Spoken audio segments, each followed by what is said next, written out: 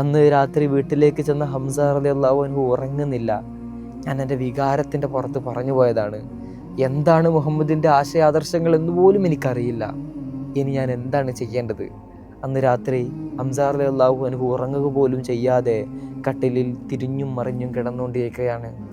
രാത്രിയുടെ ഒരു സമയമായപ്പോൾ, ഉറക്കം ലഭിക്കില്ല എന്ന് മനസ്സിലായപ്പോൾ അദ്ദേഹം കഅബയുടെ സമീപത്തേക്ക് ചെല്ലുന്നു. എന്നിട്ട് അള്ളാഹുവിനോട് പ്രാർത്ഥിക്കുന്നുണ്ട്. അവർക്ക് അള്ളാഹുവിൽ അന്ന് വിശ്വാസം ഉണ്ടായിരുന്നു.